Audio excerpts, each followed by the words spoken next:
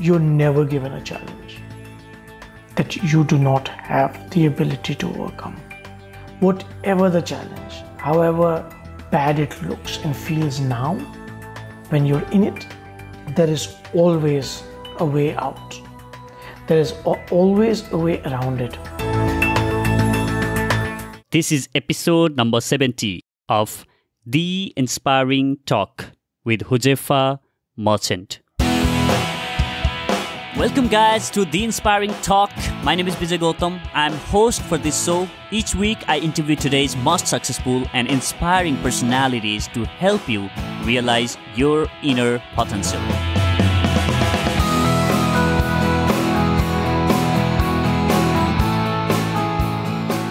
It takes vision to run a business, not eyesight. That's something today's guest strongly believes in.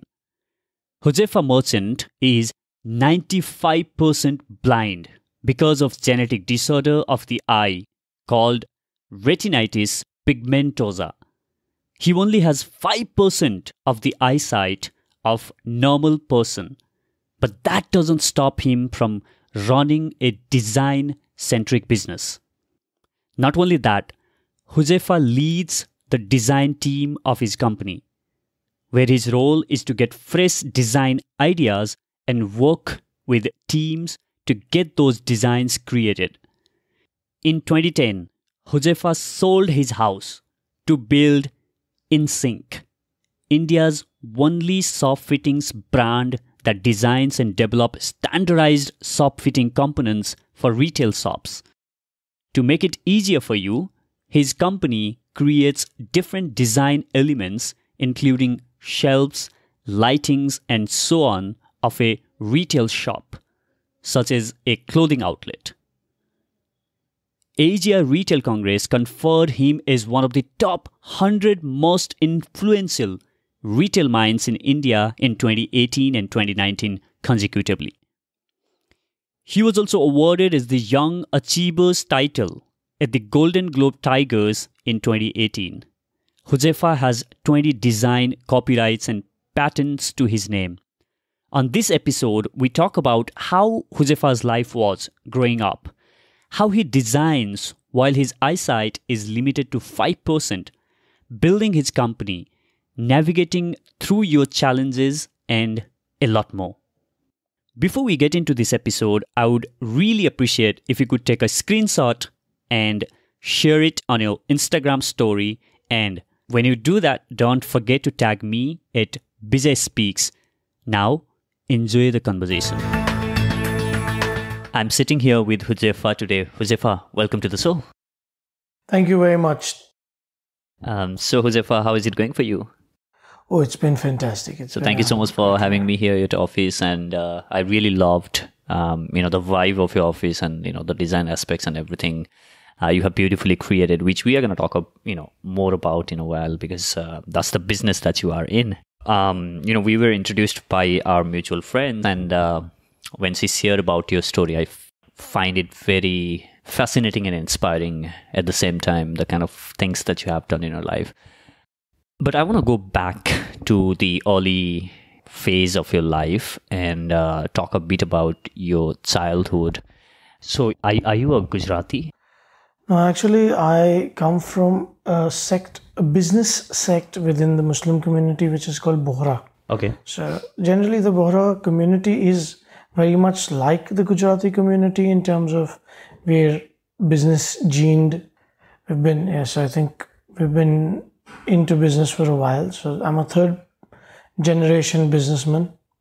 My grandfather had a business where he dealt in spices and masalas, from which my father then got into a hardware business, which evolved into the shop fitting business that we are in now. Okay, so how was your childhood like? Where did you grow up? So I grew up in Bombay, and I say Bombay because when I was a child, it was Bombay. It's now Mumbai. Yeah, I grew up in this area called Kulaba, and I've gone to the best of schools and the best of colleges, which my parents ensured, despite of me having only 5% the eyesight that regular people do. I have done my schooling in a regular school and regular college. In fact, I'm the first integrated education student, something that my parents fought very hard for, along with NAB, and got me into a school called GT Somani, which is at Cuff Parade, which is one of the premium educational institutes when you're doing SSC studies, which I did. Being blind, having less vision was definitely challenging while growing up, but also I think set the foundation for who I am today. And whenever I talk about myself, I first and foremost need to give credit to both my parents, my mom and my dad, because they've been the pillar of strength.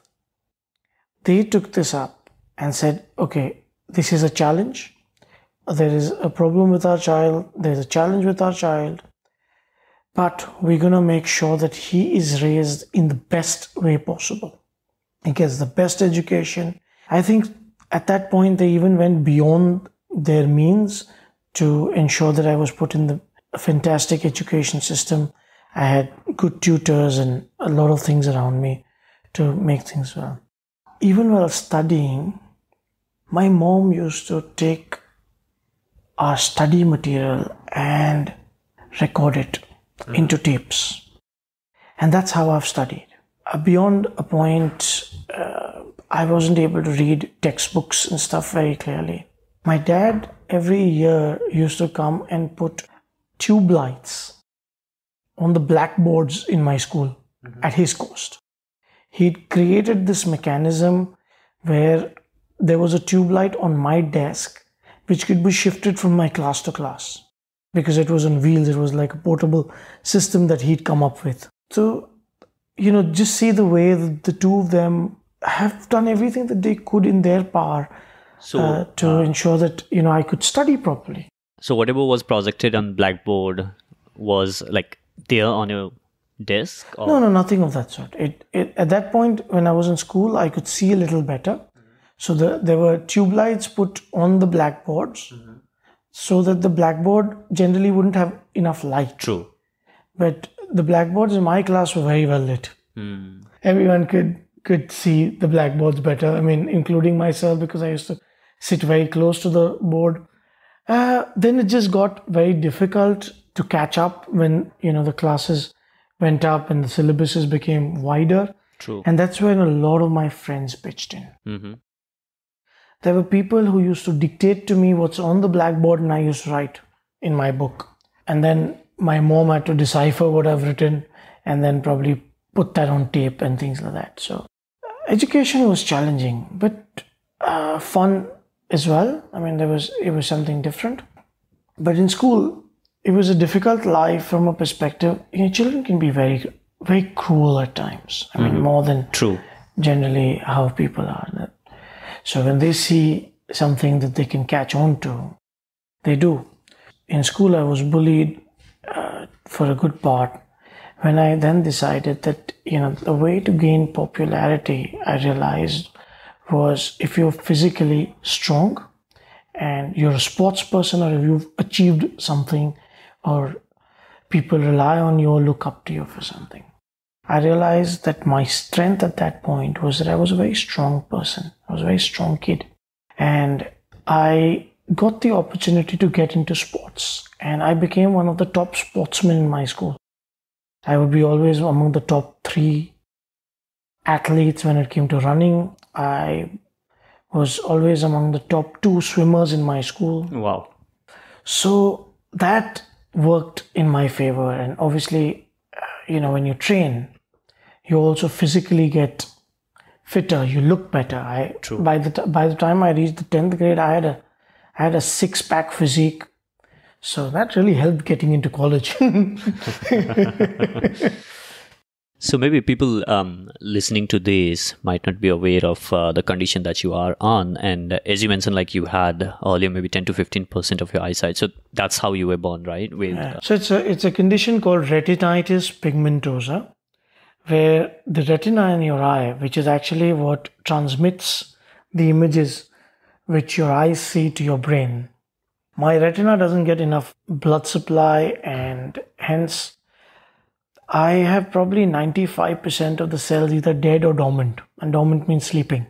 So only 5% of things I can see. But now that being said, I can see everything, but I need a lot of light, and I can see 5 feet from myself. I wouldn't be able to make out something beyond 10 feet. I think it would just not register. So your light registers, shadows register, but not faces, or not, I wouldn't be able to decipher or read things. So that's what my condition is. So, and retinitis, go ahead. Yeah, go ahead. So retinitis pigmentosa also is accompanied with night blindness. So at night, because there is no light, it's almost a blind situation. Okay.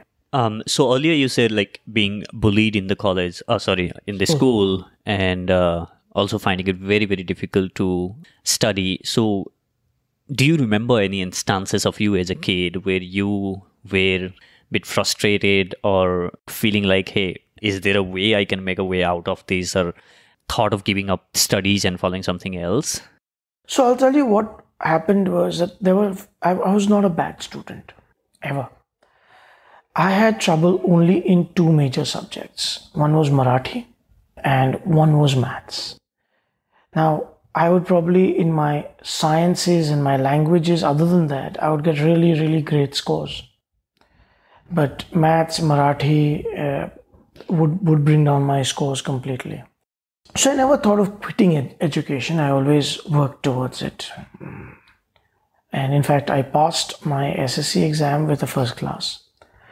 But what frustrated me a lot was people's behavior. I couldn't understand why people were while there were some people who would literally go out of their way to assist, to read out stuff to me and work with me and do a lot of things, and some fantastic people.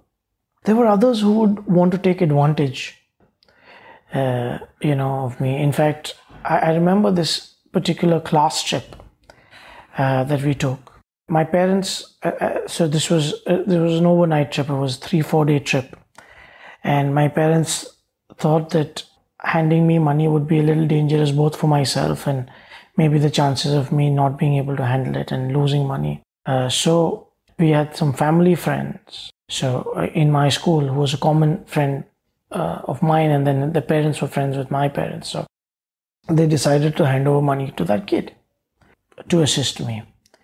And he felt that I wouldn't be able to see, so I wouldn't be able to add up, and wanted to take advantage of that fact and read out the wrong price labels on a product. I ended up thinking that I'm paying 100 rupees for something which I would be paying, say, 60 rupees for, or 50 rupees for. This is very early in my schooling. I think it must be in the 3rd or 4th grade. But that left an indelible mark when I realized, when I got home and my parents realized that this has happened, and they told me what has happened. It left an indelible mark where I said, no, I have to know what's happening. I need to be aware of my situation. I need to be aware of what are the sort of pricing of certain items is, or be able to judge what something is going to cost, and be able to judge people from who can be trusted and who cannot. And very early in my life, it started seeping in. That's why I say that it was all these incidents become the base for who you become. Now, either you can break, and, in most of my talks, I'll always tell people, and I'll start with my talk with, you can start your day or start dealing with the problem with saying, मैं क्या कर सकता हूँ? ये हो गया तो I have no control over it. मैं क्या कर सकता हूँ? Or you can look in the mirror and say, मैं क्या कर सकता हूँ? What can I do to change the situation? And the difference between the attitude between these two statements is actually the difference between success and failure. Difference between you becoming something, you living a life in obscurity. Because if you're going to give up, who's going to hold you up or hold your hand? Who's going to do it? If you don't believe in yourself, why do you expect people to believe in you?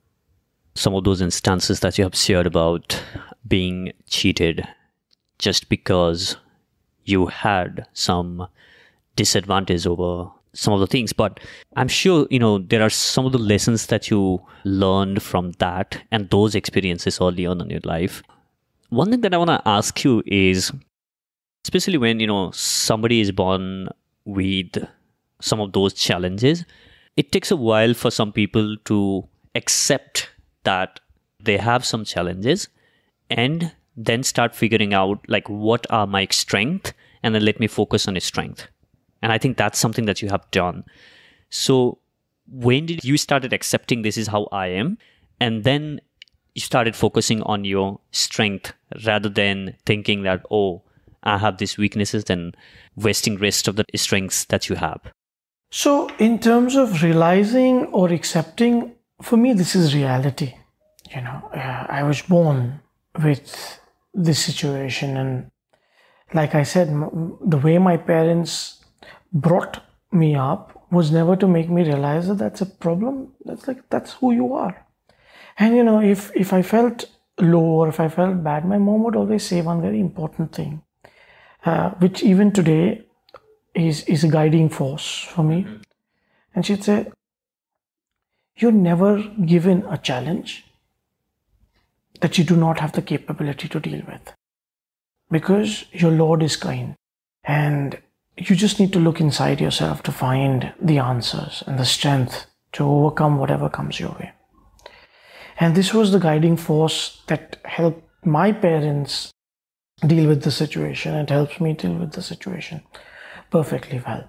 In terms of understanding and realizing my strengths, I think it was a matter of every time I fell, every time I was hurt, every time that somebody took advantage of me or bullied me or did anything, there's always two choices that were in front of me. Either step down or step up. I could step down, give up, and get bullied and remain bullied, or I could step up and do something about it. Either become physically strong so that I can step up to that, or keep getting beaten up or keep getting bullied. Start getting witty, being able to answer back to people that are trying to show you down, or keep listening to the world. The choices at that point were very clear. I mean, I don't know why. Maybe I was born with it, or I just have some fantastic parents. Again, my parents are very pragmatic. They're very practical people. So the whole environment at home is sort of that way, where if there's a problem, you talk about it, you think about it, you try to come out of it. So that's something as a culture is ingrained into me. So I wouldn't ever go back with a challenge. I know today that my mom would probably cry in silence every time I told her something that happened in school. But at that point, when she's talking to me, she was a pillar of strength. She'd say, yes, okay, so this happened. Now what are you going to do about it? So that's the approach that she taught to me. But obviously she's a mother, and trust me, my mom has one of the softest hearts you can find. So I know that she would go cry in silence. I'll tell you an interesting, very, very interesting story. As a kid, I used to love cycling. And this is the point where I could see a lot more than I can see today. But I could cycle, right? And I could cycle very well. Amongst our friends, I was probably the fastest cyclist. And, we used to have this thing where we used to take these turns, where your knee would almost scrape the ground. I was one of the better stunt people also. The thing is that as kids, you're told cycle in your lane or cycle in your space, but you're never going to do that. So we used to go out on the main road and cycle. I used to stay in Colaba, and the Gateway of India is very close to home. I mean, within 3-4 kilometers. And as kids, we used to go and cycle there because the stretch is so beautiful, so long. And I found out later that my parents used to actually follow me, but from a distance. They never let me know that I was being followed. They never let my confident self that I can do it, that I can go, into the world and live myself. I can go and cycle in traffic and still come out safe and fend for myself in a sense. But they were always there as a safety net, that if something did happen, they were right there to help out. Fortunately, they never needed to. That's a good thing. I think that's a very important thing that you have shared, Huzaifar. And the reason that I've been asking about how your parents has helped you and pitched in to help you navigate through the challenge that you were born with. And when you see a lot of parents, they have their kids with some challenges, then they first give up on their own mind, and then they say the same message directly or indirectly to their kids. But what your parents have done is something which is very rare to see, and I think that has shaped you a lot in some of the things that you have or believe about yourself, and having that self-confidence and believing in yourself. So now, coming to your profession today, and the kind of work that you do today involves a lot of design elements. Correct. The business that you are in is designing up the stuff. Right. And then you can't see. How does this works? Very interesting question, Bijay. So, to run a business, you don't need eyesight. You need vision. And that I have. I know my business. I know inside out of what I have to do. I know where the company needs to go. And I know the key aspects of business, what matters. When it comes to designing today, I am part of my design team. In fact, I head the design team. And I'm responsible for bringing in new shop fitting ideas. I'm responsible for the research and development of next generation products in retail fit outs and retail shop fittings. How do I do that? So research is obviously done on my computer, my web, and there's a lot of technology that helps today, especially computer aided technologies where I can zoom in and see the parts very closely, even 3D printing technology where I can actually feel the parts is obviously a very, very big help. But the challenge was, how do I explain what's in my mind to the designers?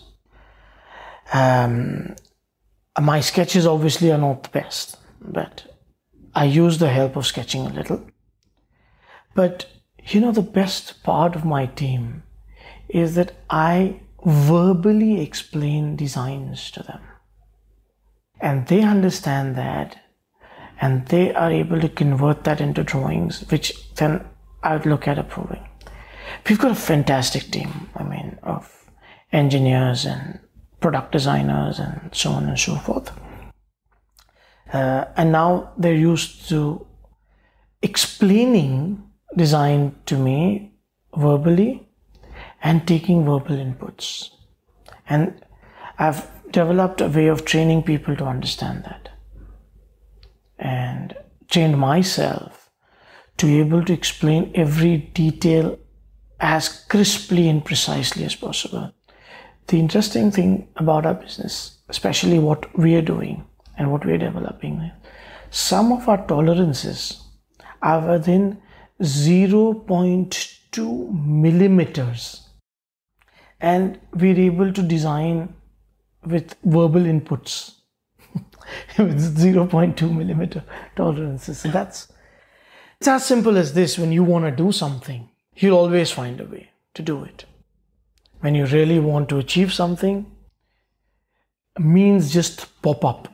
Ways just make themselves, It's like the parting of the sea.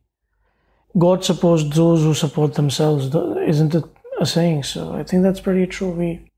First, you need to support yourself. You need to figure out what your strength is. I figured out communication is my strength. So I built my method around communication. I realized that understanding people and understanding problems and coming up with solutions for them is my strength, and I built my business around it. That's a very powerful message there for people listening out there and who are possibly having a challenges which are way too smaller than yours and limiting themselves to go and achieve on something that they want in their life. I'll get, into that in a bit, but I would like to share with my audience that I'm right now sitting at Huzaifa's office, and you gave me this studio tour, and I never felt that you couldn't see because you were explaining those smaller bits and pieces on the design just like a normal person would do. So I think that comes from the understanding of the work that you have, and as you mentioned, being involved on the designing aspect and the vision that you have for what you are building. And you definitely see if you are passionate. So one of my mentors, who's also our COO, okay, and I called him my mentor because he's taught me a lot. We discuss philosophy, we discuss work, we discuss a lot of things. He's a very intelligent man.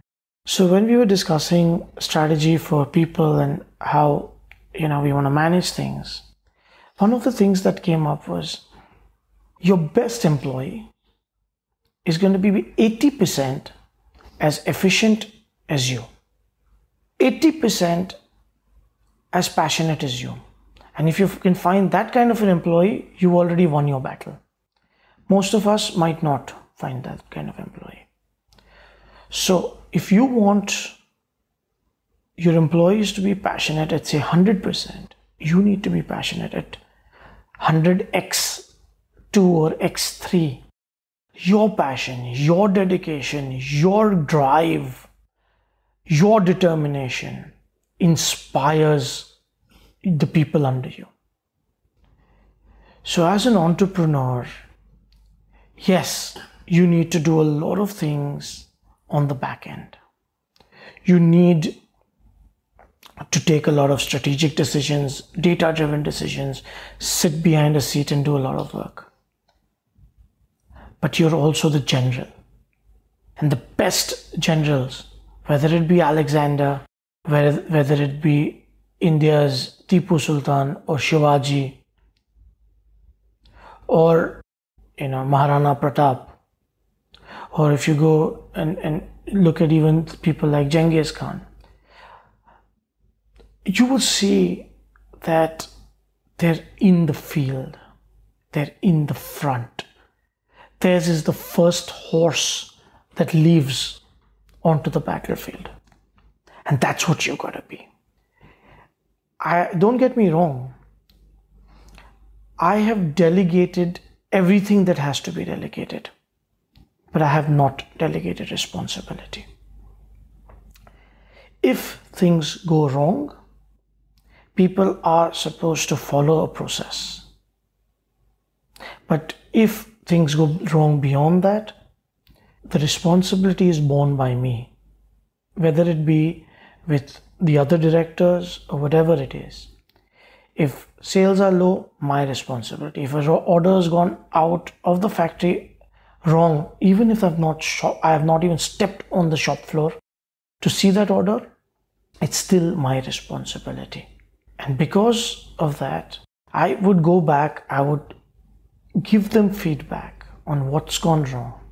Sit and understand with them what can be done in terms of preventive measures, in terms of corrective measures. If the client is upset, I take it upon myself to call the client, take responsibility for our actions, and assure him that corrective action would be taken. You have got to lead from the front, and you have got to create leaders within your organization who can lead their teams the way you're leading them. It has to be done. And that's the only way you're going to grow. What would be your message to people who might have the challenges like you have, or maybe not physical, maybe they have some other challenges that they are, or the adversities that they are facing in their life? You're never given a challenge that you do not have the ability to overcome. Whatever the challenge, however bad it looks and feels now, when you're in it, there is always a way out. There is always a way around it. I'm the protege of a speaker called Sam Cawthorn. He's an Australian speaker and he lost his arm in a car accident. He has a bad leg and he's from a very humble background. And this accident taught him a philosophy called bounce forward. There's no point bouncing back to a point from where you already declined. You have to bounce forward, bounce beyond that and become a better version of yourself. Every time you fall, aspire not to reach where you were, but reach further. So you won't see falling as that big a problem. Then you look at it as a catapult, right? Can't be afraid of failures. They're a part of you. You cannot be afraid of adversities. You cannot be afraid of challenges. They are as real as your breath. How you deal with those adversities, what you do when you're challenged, defines who you become, defines your success and your failure, defines your legacy. You are never going to run away from your challenges. You can't hide from them. You have got to face them. There is no other option. Running away is not an option. It'll hunt you down someday or another. So face it and you will see that you've moved forward. You've become a better version, a stronger version of yourself. Every time I have faced a challenge, every time I've faced challenges, I feel you just can't overcome. How do I do this? I mean, this is so difficult. It is. I mean, I have no control over these situations. I'm not even in control. What you're in control of is your actions. And I always try to remember that. I'm in control of my actions. And I need to take decisions towards what kind of actions I'm going to take in what kind of situations. And take your decisions and back yourself with conviction. And do what you think you have to do. Because only you know best how you're going to come out of it, because you know your strengths the best. Focus on your strengths. Focus on what you've got rather than what you don't have. Because even the richest man in the world doesn't have everything. Even the happiest man in the world doesn't have everything. Even the most secure man in the world is not secure from death. Focus on what you have. That is yours. That is what you control. What you don't have, you don't have. What you can't help, you can't help. Focus on the things that you can help, that you can influence. So Zephyr, you have already said that you don't need eyesight to run a business. You need a vision for that. You have this long list of accolades, including most innovative retail solution by Times Internet. And you are one of the top 100 retail minds in India consecutively for 2 years. Then you have been awarded with Younger Achiever of the Year by Golden Globe Tiger and so on. On top of that, you also have 20 design copyrights and patents on your name. So what's your vision? If you look at India as a market, India has a lot of aspiring retailers. My vision is to empower the future of retail globally, but I've divided that into two parts. One is empowering Indian retail, empowering the Indian retailer who has the aspiration but might not have access to a lot of technology or might not even have the access to knowledge. So we're creating a platform for such retailers. The studio that you were just referring to, that space has been created where retailers and their design agencies or the designers can come in and look at the latest technology, understand it, feel it, and then get themselves educated on what's the latest that's happening. I write a lot of blog posts, do a lot of videos. I make a lot of videos with my products, explaining what people can do to improve their retail. See, today, if you look at a lot of news, you'll see internet commerce is doing this and internet commerce is doing that and blah, blah, and blah. But even today, 80% of sale happens inside a physical store. But still, physical stores are suffering because they're not as operationally efficient as e-commerce is. We have created technology which combines the excitement of physical stores, the touch and feel, enhances the experience of the product, while bringing in digital technology into the rack where people spend 70% of their time. So that retailers can get information like, what has a person picked up and not bought? What has a person picked up and bought? What has a person picked up and what's the next thing they picked up? What are the 5 things that they saw? So that they have information that retailers like Amazon and Flipkart have at their disposal because of their internet capabilities. Because anything that you do digitally leaves a breadcrumb. So we've created scanner-based technologies into our racks where a person can pick up a product and scan it, get product information, buy it from there.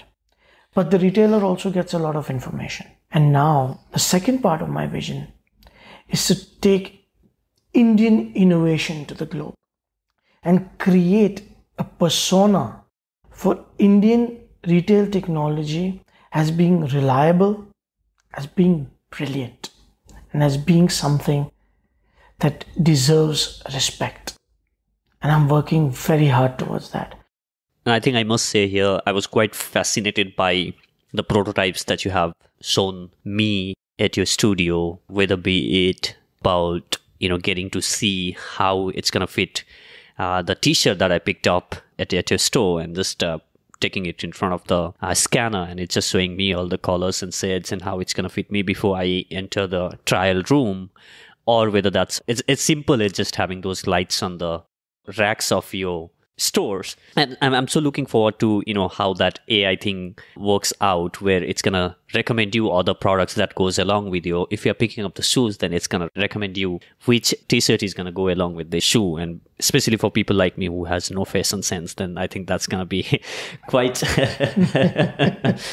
Oh, by the way, you guys, you have to see, he's very well dressed. He's just being very humble and saying he has no fashion sense. No, absolutely. I'm being very honest, and I really have no idea of what goes along well with what.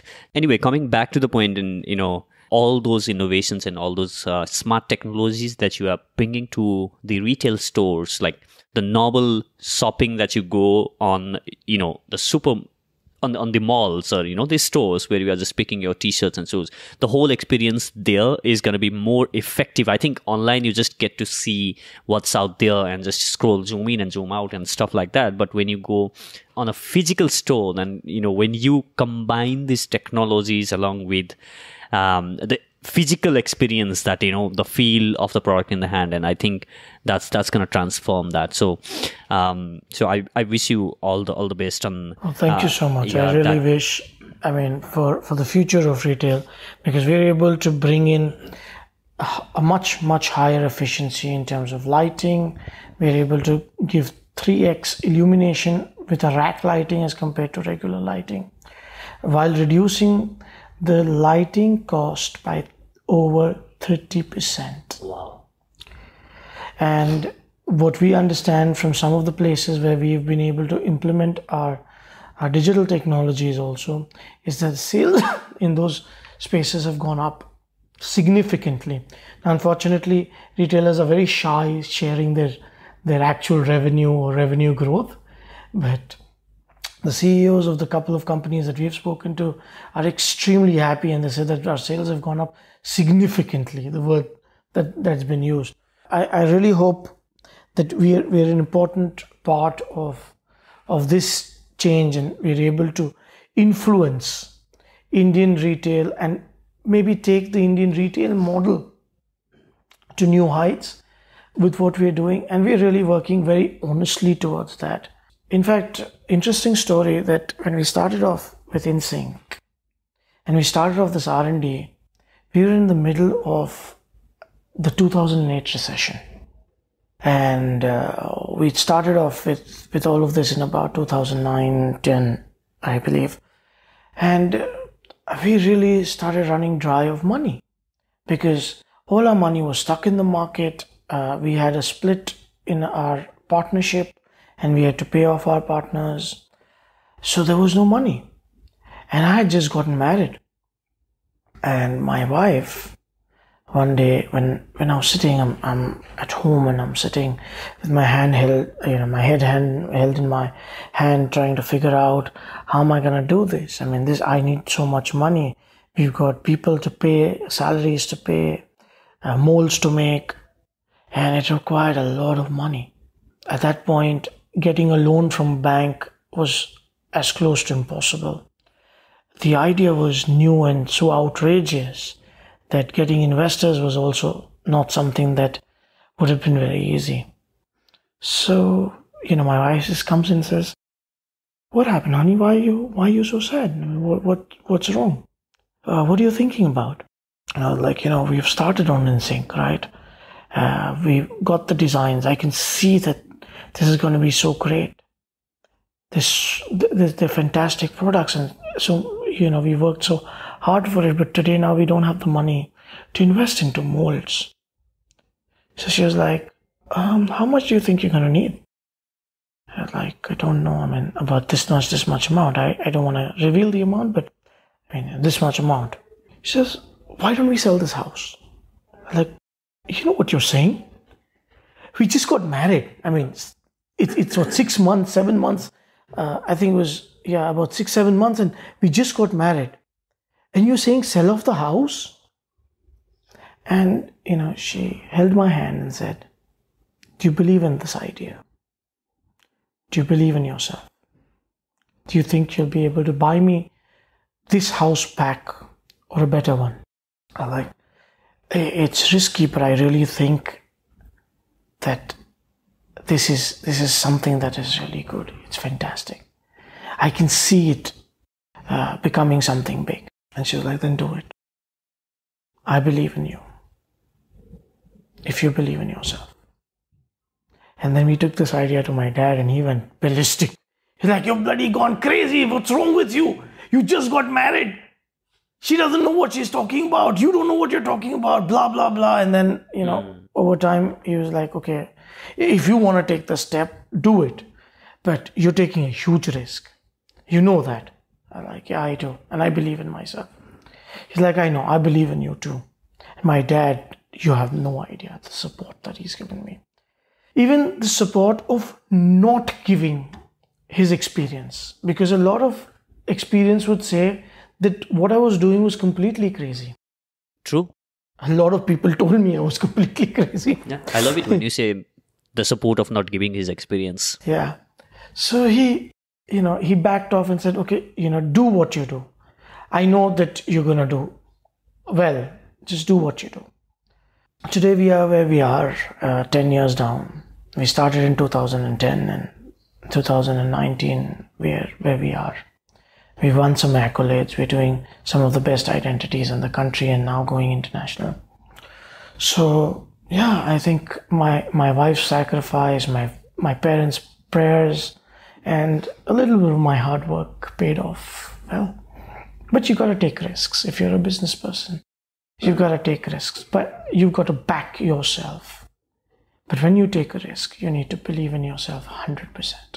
Huzaifa, we have now arrived to the enlightening round. Are you ready? Sure. What inspires you to do everything that you do? I'm surrounded my entire space, my cabin. So when he said that, he was showing me his office space, his seat, and there you can see a lot of quotes and images put out there. So that's what Huzaifa was referring to. Please go ahead. So I generally believe, Bijay, that you have 3 circles of influence in your life. You can call them your proximity, and your proximity is your power. The first line of proximity is the people you surround yourself with. If you want to be successful, you need to surround yourself with people who are hungry for success, who inspire to do something different. You need to have a very strong why within yourself, and you need to have people around you who affirm your beliefs. There are some people where you can, when even if you're low, they'll make you feel like you're on top of the world. And then there are some people when you're top of the world want to drag you down. It depends whom you want to spend your time with. Yeah, I have designed my life to surround myself with some of the best people. I have chosen some very good mentors from within the industry whom I can talk to, take advice from, people who have credibility and who have experience. So first and foremost, surround yourself with people that inspire you. Second circle of influence, second proximity is your places, where you are, where you spend your time. You want to feel like a winner, live like a winner.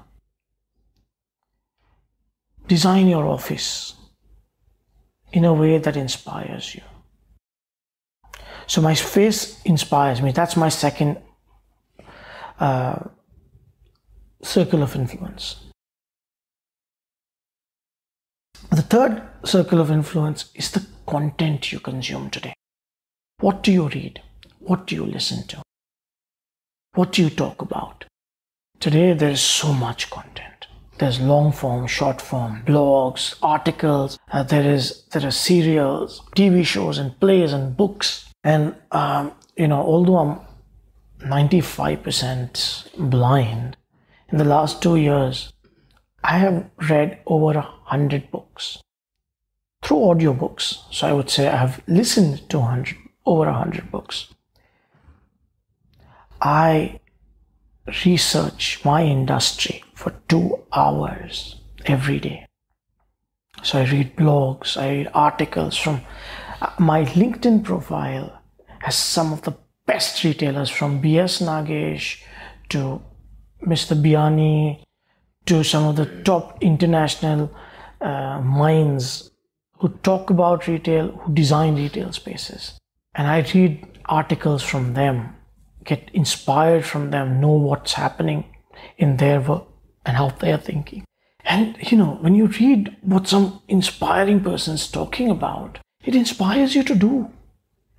It just pushes you, why can't I do this? Let's do this.